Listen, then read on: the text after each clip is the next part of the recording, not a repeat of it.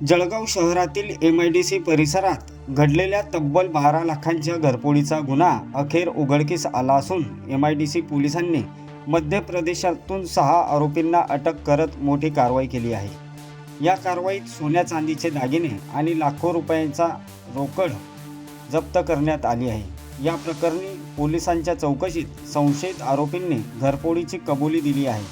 संशयित आरोपींकडून पोलिसांनी 5,47,000 रुपयांचे सोन्याचे दागिने, 25,000 रुपयांचे चांदीचे दागिने आणि तब्बल 5,78,000ची रोख रक्कम असा मोठा मुद्देमाल जप्त केला आहे।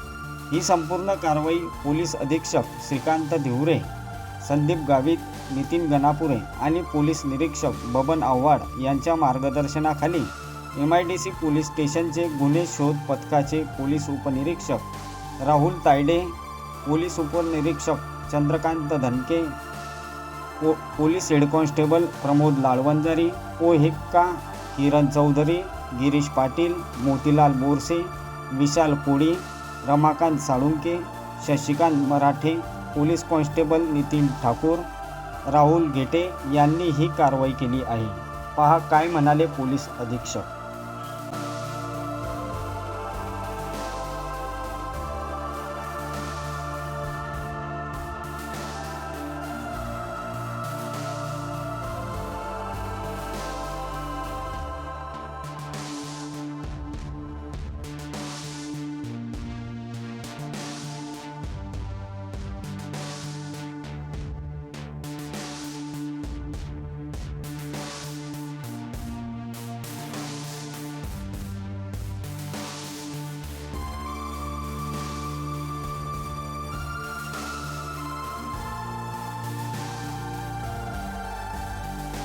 MIDC पोलिसच्या हद्दीमध्ये बिझनेस पार्कमध्ये फिर्यादी मोईज मोहरा यांच्या रुबी पेंट्स या कंपनीमध्ये 15 एप्रिल रोजी एक मोठी घरफोडी झाली होती। त्याच्यामध्ये साधारणतः 12 लाख आणि काही कॅश असा एकूण ऐवज गेला होता।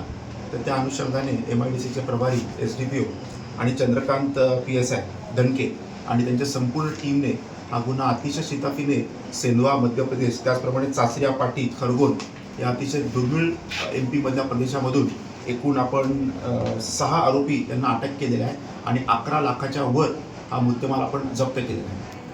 सर, त्यांचे जे आरोपी होते त्यांच्यावर काही गुन्हे पहिले गुन्हे आताच प्राइम ऑफिसर त्याच्याकडे नाही असं दिसत आहे, पण हे सगळे एकत्रितच ऑपरेट करत होते आणि सर्व जो मुद्देमाल आहे तो आपण मध्य प्रदेशमध्ये जाऊन आपण स्वतः रिकवर केलेला आहे। आणखी गुन्हे उघडण्याची शक्यता आहे।